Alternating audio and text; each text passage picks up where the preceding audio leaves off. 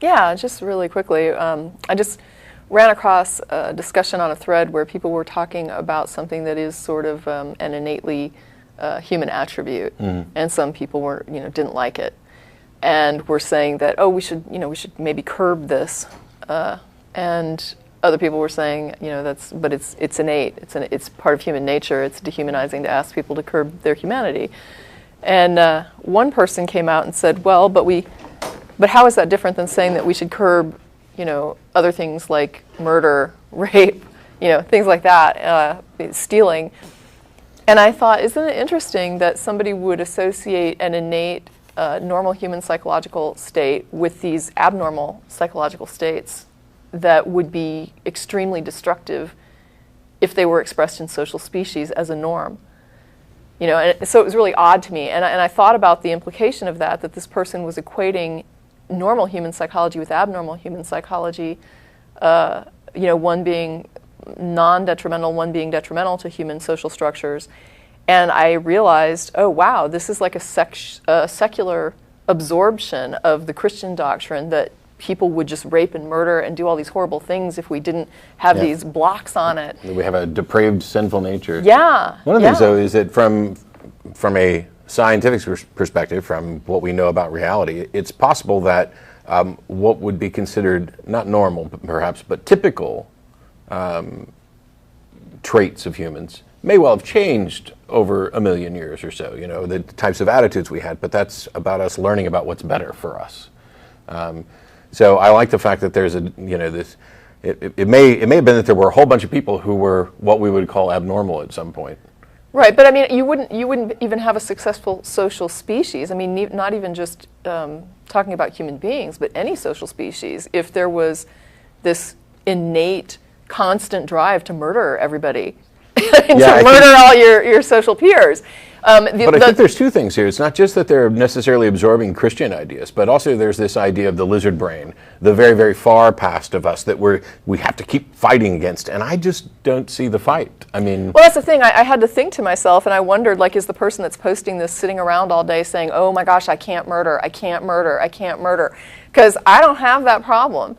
So I don't know, if they really have these inclinations all the time to rape and murder, and they feel like they are, what they described it was adapting that in order to, ensure the social contract. And I'm like, I don't feel like I have to stop myself raping and murdering all the time. And part of being a social species is that we've developed things like a sense of fairness, empathy, equity. I mean, we have evolved these things, and that's demonstrable. You can see species that we have bred to be more social, and they start to pick up on these traits. They're more communicative. They're more desirous of interaction with members of their own species. And so you have this intraspecies empathy, equity, sense of fairness that occurs that we call morality. And with that, you really shouldn't innately be, I mean, I'm not going to say that there won't be the odd, psychopath in your midst. Yeah.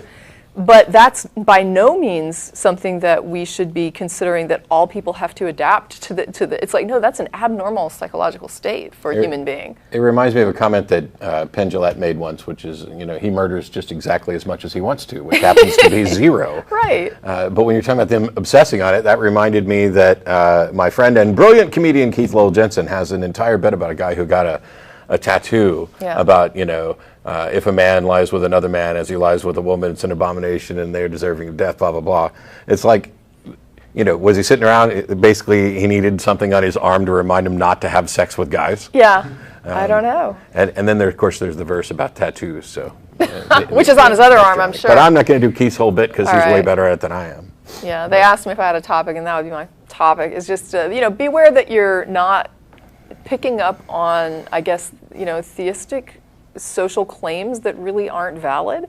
Don't just adapt a social attitude that may be religious at its foundation or in how it has inculcated the culture. So beware of these norms that we believe or take as givens that may not actually be a given and may not be defensible. They might just be something that we have come to accept. Just like the purity cults, so many people that are secular even have this attitude that you don't want people that are, young people to have sex, don't want, and they have all this weird fear around sexuality and the idea of purity and don't sleep with too many people. And so it's just like this purity cult that has pervaded the culture in a weird way because of the religious history. But it really, you really shouldn't take that to be like a human norm as much as a cultural norm. Not only that, but it kind of, there's a number of things that are just kind of wrong, like the good old days mentality.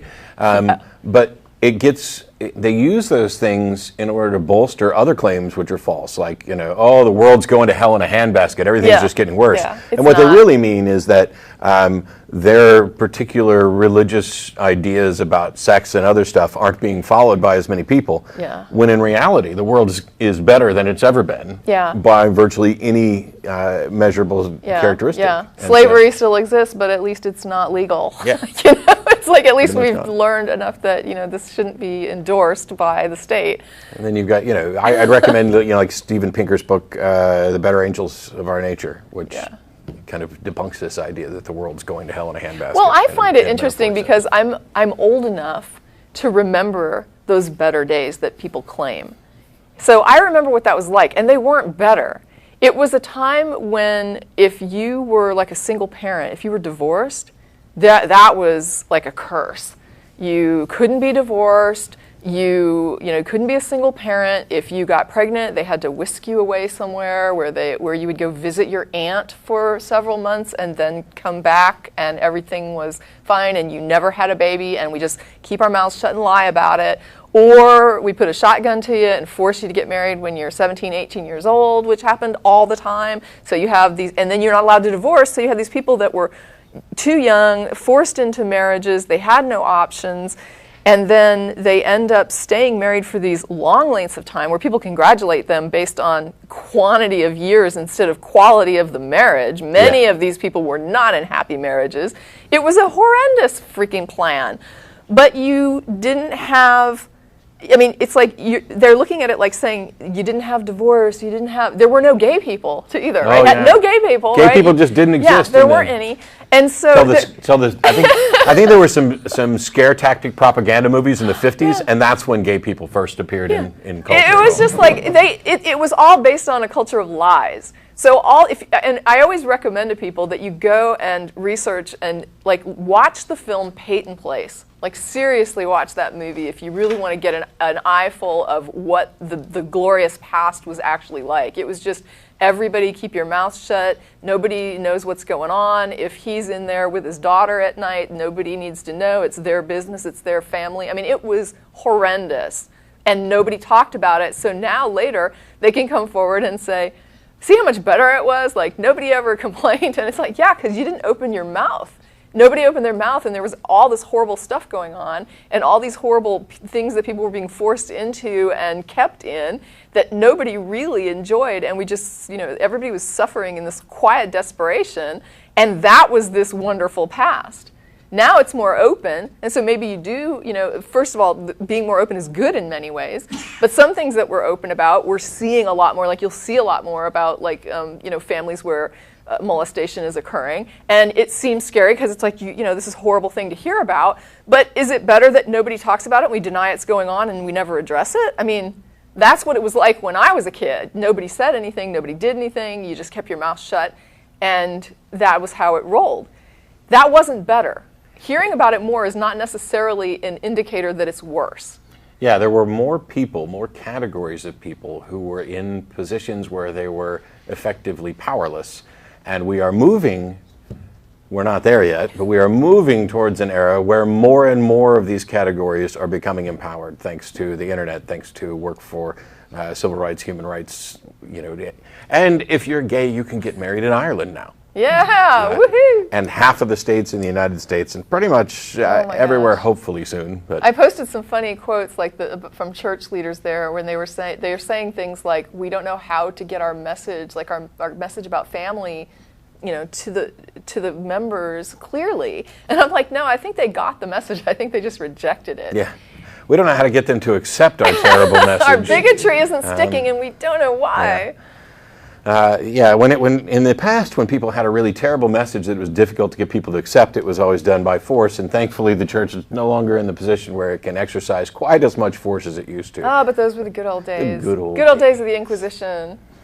The only way I look back into the past and say those were the good old days is like if I'm feeling a little ill like I am today and I felt better 2 days ago, that was the good old day. Well, there might have been some good old days when I looked a little better and a bit younger, a little lighter, a little less gray. There you go. But in those days, when I was lighter and less gray, I didn't have the internet and Chromecast and access to tons of debates and documentaries and I'm books making the best readily of it. I'm downloadable. going for superhero streaks. That would be awesome. I'm doing it too. You can see it's like coming in there, like freaking on both sides. So we'll be changing the requirements for the show. Once upon a time, you had to be bald and goateed if you were a male or presenting as a man. And now I think we're just going to say that the requirement's gray for all. There you go. So if you come on the show and you're not gray, we're going to make you like wear a silly hat or something. I don't know.